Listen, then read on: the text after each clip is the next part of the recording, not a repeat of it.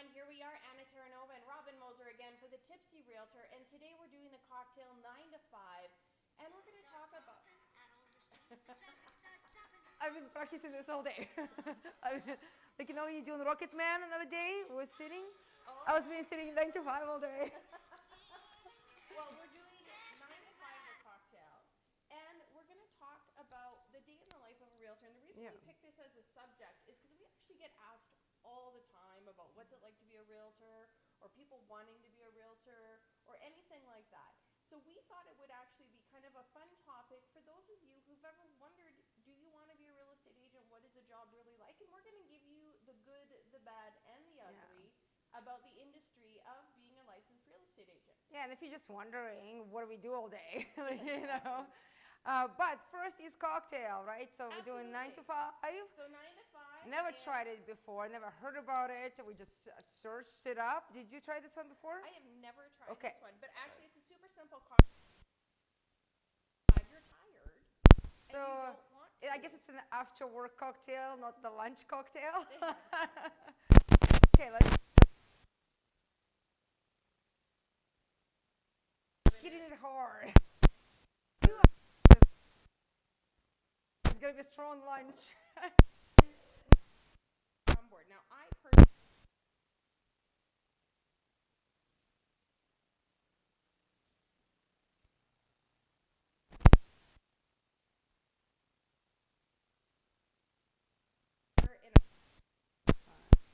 and that's it. So it's a very simple cocktail. Yeah. And then actually, you know what would be a great garnish for this if you wanted to make it fancy? Is a great garnish would be actually some frozen raspberries or frozen blackberries. I don't have any. That's okay, but it would be a great garnish for the drink And I to got give it my a little bit drink of a here. fancy flair. And then that might be something, or even like cut a strawberry, put it on the corner. That'll be good. Yeah. Just jazz it up a little. But it is a very pretty umber color. So cheers. Let's try this. 9 to 5. Here we go.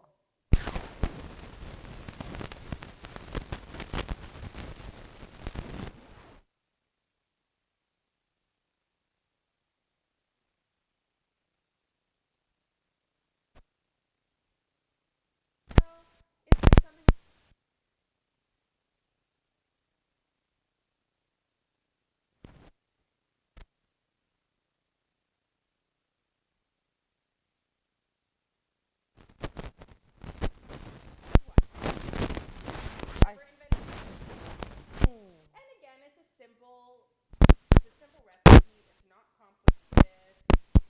It's not difficult. It's not too sweet. It's kind of refreshing. Actually, usually like super strong, like, you know, the good here. But this is kind of a very nice and light. I will definitely recommend this one. Not the last week. I'm getting a message saying our volume is gone. Stephanie, is our volume still gone? Here. We're going to hear us now. We'll unplug and hopefully that'll work. So, Okay, yes. let's see if that works. So, yes, please let us know if you cannot hear us, see us, or smell our drinks. But so if you haven't heard, we just give the feedback to this beautiful 9 to 5 cocktail. Yes. We loved it, so highly recommend. Yes. So now, a day in the life of a real estate agent. It is not all drinking bus benches and fancy Only cars. Wednesdays at 12:15. One thing a lot of people don't realize or know is that to be an agent or a realtor in Canada, you must be licensed. So it falls under the Provincial Real Estate Act that requires you to have a real estate license to trade on behalf of a third party in the province of Alberta. So that means if you're getting paid to help someone in a real estate transaction and represent them and negotiate, you have to be licensed. So you can either be a lawyer or a real estate agent. Now, based on that, that also means that the term realtor is actually a term owned by the Canadian Real Estate Association. So it's actually a trademark term that you can't use unless you're a member of the Canadian Real Estate Association. So this is why you'll see agents either use real estate agent or realtor and put that TM behind it. Now that's the technicalities. A lot of people ask what it takes to become a real estate agent, and you do have to take a course that was being offered by the Real Estate Council of Alberta and soon will be offered by any post-secondary or other organization who's going to teach you how to become a realtor. Now, the pricing right now is sitting around $5,000 and it takes about 6 months to become a real estate agent. It's I think mostly they give you done a, online. yes, it's online. I know it 6 months of continuous full-time studying, by the way, because I know a lot of people who still had like work to, like they worked studying or had families. But I believe it give you a year to finish it, actually. Do they? Yes, they give you a year to finish it at your own pace. But the ones who wanted to do it fast, they got it done in 6 months. Yeah, and as of 2001, they do require you to have a high school education. They do have you do fingerprints and have you do a criminal background check. I had to do that. Oh, 2001, yeah, okay. As of 2001. I was in 1998 when I started, and they didn't need to check any of that for me. But now they do. Yeah. So we've gotten better. Yeah. We've improved as an industry. Absolutely. And yes, you do have to pass the exam at the end of that course. Actually, I believe there is several exams. Yes. Depends on the sessions. But yes, the exams are not, I would say they're not very hard, but you have to know the information. Like you do. You actually have to read it in order to answer some of the questions. Well, and the interesting thing about... You cannot do like guesswork. It doesn't work very well. So you do need a minimum of 70% to pass. And what's interesting about when they're having you do the exam is that you need to learn how to think like a realtor. So it's not always looking for the 100% right answer, but looking for the best answer. And that is always what they're trying to get us to do. And it's great. And it's also knowing the act. They're very adamant that when you take that course, you must know the act. They don't teach you in that course how to sell real estate. That's something you learn once you get out. It's a field work. Yes, how to actually sell real estate. It's a field work. And you'll get, if you are a full-time realtor, and I recommend if you go into real estate, go full-time. Don't do that part-time thing. Unless you just do it for yourself, like, you know. But you are allowed to do part-time or full-time. There is no limitation as to whether or not. If you do it full-time, you get way more knowledge. You get way more experience. And hence provide a better service for your clients. Absolutely. Yeah. Now, on top of that, once you do your course and you pass your test, you have to join what's called a brokerage. And actually the brokerage, which could be RE/MAX, Royal LePage, Century 21, any one of those brokerages that are out there, are the ones that are kind of responsible for you. So you must hang your license at a brokerage in order to be a realtor. And that brokerage is the one that actually owns your contracts, they own your clients, and technically they're the ones in charge of you to make sure that you comply with the act. Now, that's all the nitty-gritty technical stuff of what it takes to be a real estate agent. Just kind of get to start to get the realtor behind your back. Yes. Now, when you start becoming a real estate agent, there actually is no paycheck. You pay out every single month. You pay everybody. You pay here, pay there. So you pay the real estate board, the Calgary Real Estate Board, to be a member there. You pay the Canadian Real Estate Association to be a member there. You pay the Real Estate Council to get licensed. You pay the Alberta Real Estate Association to be a member there. And you are obligated, if you want to have access to the MLS, to pay for all of those things. Yes. Then you pay to be a member of your brokerage, and that can range, depending on the brokerage, from a per transaction fee all the way up to, I think the highest is like $1,500-$1,600 a month. Yes. So you pay every single month, whether or not you've sold a house. Yes, so interview the brokerages when you want to join. Obviously, we are with the RE/MAX Realty Professionals. And we have Doug, and he's lovely. Yes, we have the Shout best out broker. to Doug. Yes. Great support. But you can pick based on your business plan, how you think, how busy you're going to be, if you want to save some cash up front, or you are financially healthy standing, but you want to go with a certain brand. So there is a lot of ways you can decide what brokerage is good for you to start with. Absolutely. So that's all the fun stuff. And then on top of that, you have to pay for your business cards, your signs, your advertising, and everything else. But once you've got all that going and you actually start earning money. You're like a one-man show after that. You are, but you get to be a part of the best time of people's lives. For most people, when they're selling their house and buying their next house, it's a very, very exciting time. Or sometimes it's sad because they're selling a house because a loved one passed away, or selling a house because a relationship broke down, or selling a house because they're in financial hardship. But for me, I love being there to guide them and make sure they make good I think choices. it's a problem-solving concept for us Yeah. that kind of, it doesn't matter what situation is. If I can help this person to move to the next step, Yes. that's very rewarding, I It find, is. right? Even if it's in a bad situation. Yeah, and I love when I'm sitting there and I'm trying to, make sure that they can take that stress away from them. For me, that's what I love about real estate. I love the creative part too. So the creative part being videos She's like very this. creative, yeah. I'm like a doer. I'm a creative, but not as creative as she. She's much faster in the creativity. But it's part. fun. So if you're a creative person, it's really fun because you get to be creative in art. You get to be creative in video. You get to be creative in social media. You get to be creative in all that kind of Yeah, stuff. if you think about it, like we are marketing right now mostly Absolutely. online, through social media, through all this various.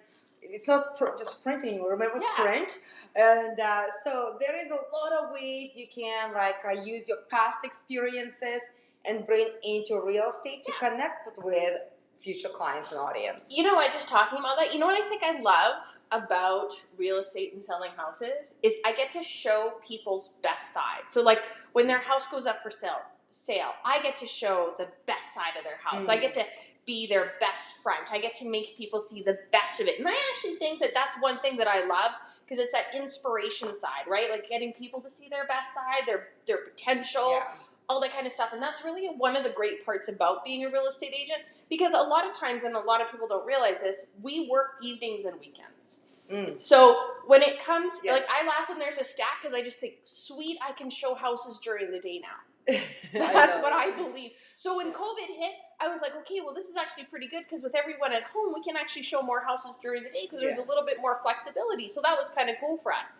Now with everyone going back to the office buildings, we're actually finding that we're going back to evenings and weekends. And that's okay. That's wonderful. But it is a different kind of thing. So during the day, you actually do a lot of the paperwork, the computer work, the prepping, printing off the feature sheets. And it's really time consuming. So a lot of the times you think, oh, I just have to send this document and that document, and you lift your head up and it's like noon. And you're sitting by like a cup of coffee that is cold that you poured like 3 hours ago.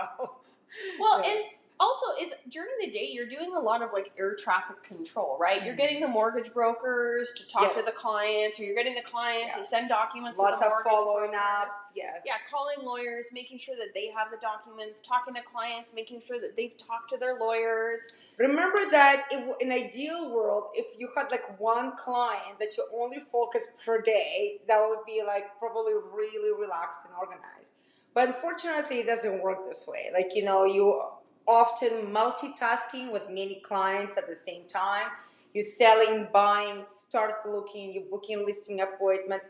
That all happens within, not just even the same day, but within the same hour, because like, oh, I need to prepare a listing. You start preparing a listing, somebody calls. I cannot open the door to my own house because somebody locked, from the showing, the wrong lock. And I was like, I need to get in. Now you try to solve problem. How some person can get into their own house because somebody did not follow the instructions. Or you had a mortgage. Sometimes the mortgage is like, oh, we need an extension. Now suddenly you have to pick up a phone call and call another agent and negotiate the extension for another side. Because they don't have to give it to you. Yeah, and you don't have to give it to you. Then you put an amendment together, which is document, which is if they gave you an extension really fast before they ever change their mind. And then you go back, if you remember, that you were putting a listing on MLS. Now, I find to-do lists help a lot. But I will say this, is the one thing about real estate that I personally always impress upon other agents is when you're being a real estate agent, they say that in a book I read called Stumbling on Happiness, that 95% of our happiness is met by meeting our basic human needs. So shelter, security, food, all that kind of stuff. Nowadays, we, in Canada at least, we meet that basic human need right away. It's met for us for most people. So we fight for that last 5%. But when you're a real estate agent, we are messing with shelter. So when I tell the agents, you understand why people get so stressed out, so tense, so concerned when they're dealing with things with you, is because you're messing with shelter, and it's a basic human need, and it's impeding on 90%. Instinctive, right? It is instinctive to defend that need. It is. So it's a huge obligation. It is a ridiculous amount of responsibility to be in these positions. And I think it's important that if you're going to become a real estate agent, that you understand that you understand the importance of the role that you play in people's lives when you're messing around with their shelter. Yeah, absolutely. And also, sometimes you have to talk people out of buying a property that you think is not great for them. Like, if you know it's going to be a lot of expenses, and you say, like, listen, I know you really need a house, but this one will be not fantastic sell for you. You still have to go with what they decide at the end, but because we do have to follow our clients' lawful instructions, but you have to give an advice. You have to overlook your interests and put other people in the front. You have to be giving in this interest rate. You give the time, you give your knowledge, and more time, and at any given minute. So, what is your rule? When do you get your last call a day? Well, I think it varies per client, but I'm usually in bed by 11. Yeah, so I would say 10 p.m. is my last call that I would take. Yeah. Unless I'm in bed early.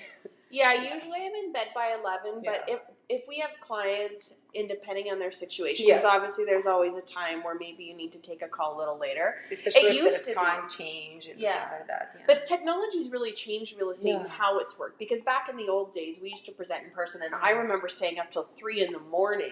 doing contracts because we did everything in person, and we had to drive around and get real signatures. Meeting in the random places, changing the offers. So that's changed a lot. So now I'd say it's about 11 p.m. was about when I finished. But honestly, back in the old days, 3, 1 in the morning was not abnormal. Now that you just said that, I think the new generations of realtors actually really never going to experience the pain. No. Rain, snow, midnight, you in the car, going to meet another agent so you can give them the offer and they can give that to you. So there is a lot of benefits with the technology. There's finding a fax machine when you're in transit. Hey, when I started, they didn't even accept fax signatures. Oh my God. Back in those days. Yeah, so it's an interesting change. But yes, the thing is about our job. So I've been doing it for 15 years. I've been doing it for 24 years. So we've been doing it for a long time. It's been a while.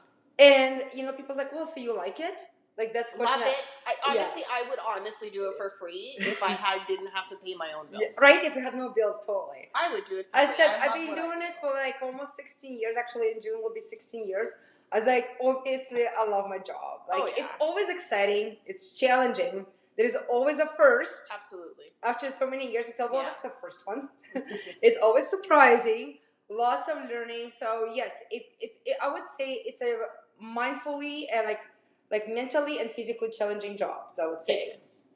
Although I'm glad COVID's over because I'm really excited to get back to real estate pre-COVID. Yes. Well, you know what? But COVID brought the show to our great clients.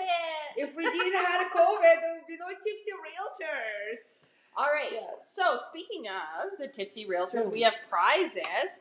Remember that if you like and share our show, that you get to win your patio stemless wine glasses and your cheese board. So you can have patio wine and cheese with us on your patio, and of course, invite us. Exactly. You get this by liking and sharing our show, and we've had a ton of like and shares with that because I've been watching.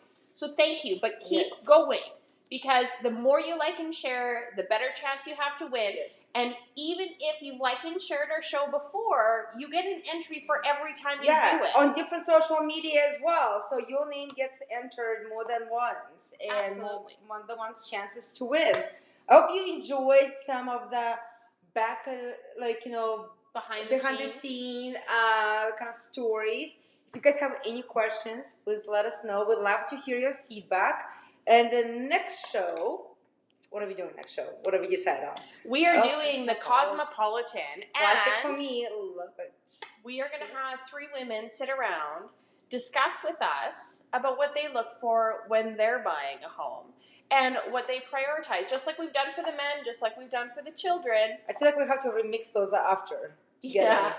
But it's going to be a really interesting show to hear women talk and compare what they look for versus what we heard the men look for.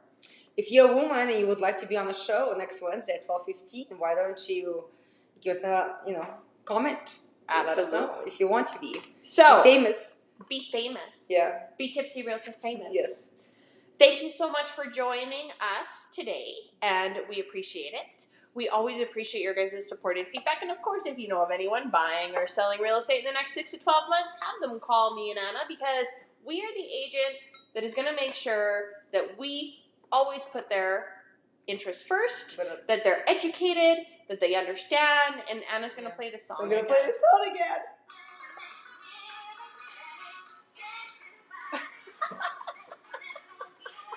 It's not fun to be a realtor at all.